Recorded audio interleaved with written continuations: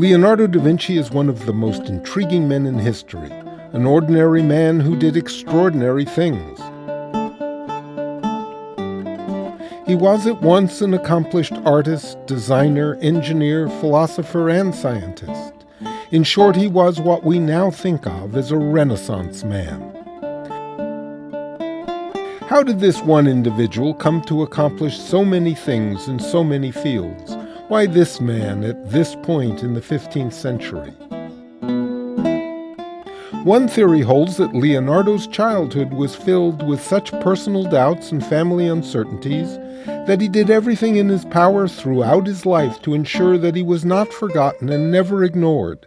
Leonardo may well have done such wondrous things because of the life he was forced to lead as a result of the difficult circumstances of his early years, including his status as the illegitimate son of a prominent Florentine notary. Given his prospects in society, his father hoped that the boy's talent for drawing might earn him a reasonable living and perhaps a position at court. As an apprentice in Andrea del Verrocchio's craft studio, Leonardo did everything: sculpted statues, created decorations, built religious objects, painted portraits. Leonardo was famously given the honor of providing an angel in the corner of a Verrocchio commission that became known as the Baptism of Christ. Legend has it that Leonardo's contribution to that painting was so extraordinary that Verrocchio himself pledged never to paint anything else ever again. In the atmosphere of Verrocchio's all-male studio, his left-handedness may well have been embraced for the authority it gave his brushstrokes, and his emerging homosexuality may well have been welcomed by some of his colleagues. Because of the relative safety of the studio, Leonardo was comfortable taking risks in his lifestyle, his work, and his thinking. He was one of the first to experiment with oil-based paints because of their great flexibility and luminosity. Leonardo defiantly shows religious subjects in a natural way, in natural settings, as he mastered perspective to create detailed background scenes.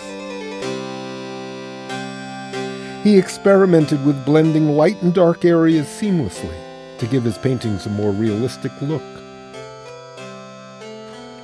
He invented a surface for frescoes that dried more slowly, permitting him to work at his own pace rather than at the faster speed dictated by traditional methods of painting on plaster. His enormous curiosity and penchant for taking risks also extended to his interest in anatomy. What were the proportions between a man's arm spread and the length of his body? To see a person laugh or an animal run was one thing. To understand the forces at work beneath the skin to orchestrate these movements was another. As Leonardo traveled over his lifetime from Florence to Milan, then to Venice, on to Rome, and back to Milan, he conducted forbidden autopsies in secret to find out how smiles happen, how blood flows, what needs to occur in order for an arm to elevate, a knee to bend, or a horse to run. He wrote backwards. Why is still a mystery. To avoid smudging his words? To confound those who might steal his ideas? Or was it just another way for Leonardo to draw attention to himself? Balancing his all-encompassing curiosity was his desire for attention and recognition. Leonardo showed a willingness to do whatever was asked of him to gain the approval of his patrons and their friends. Leonardo soon became what may have been the world's first event planner, a resourceful impresario tasked by his royal patrons to entertain their guests. The Chamber of Mirrors was a place to see one's back for the first time, and to infinity as well. His spotlight projected a beam over distance to illustrate objects far away. His dazzling and intricately manipulated theatrical presentation of the zodiac was designed to celebrate a royal wedding in the most spectacular way conceivable. When the city of Milan was faced with the threat of invasion by the French in the late 1490s, Leonardo volunteered to develop war machines and engineering strategies to assist Duke Ludovico Sforza in repelling his foe. The tank was designed to maneuver as it fired its cannon. The wall defense was a mechanism capable of pushing the boarding ladders of opposing soldiers backwards.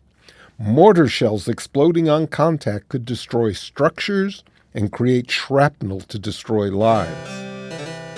Many of the problems that triggered Leonardo's imaginative solutions involved how to make hard physical work easier.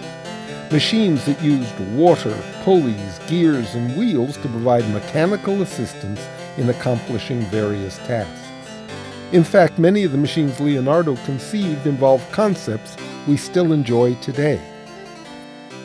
At the heart of all that he did to make man's world better was his belief that nature is perfect. If man wants to mirror what nature is capable of doing, it has to emulate it as closely as possible. Nothing reflected that philosophy, his willingness to take risks, and his utter confidence in his ability to solve problems than his search for a way to fly. There is no doubt that Leonardo da Vinci is one of the most intriguing men in history, for what he did, what he left for us to contemplate, and for the mysteries in his writings and in his paintings that have fascinated so many in the nearly 500 years since his death. The best way for you to form your own impression of this remarkable man and what he accomplished is to remember what he once proclaimed. The natural desire of good men is knowledge.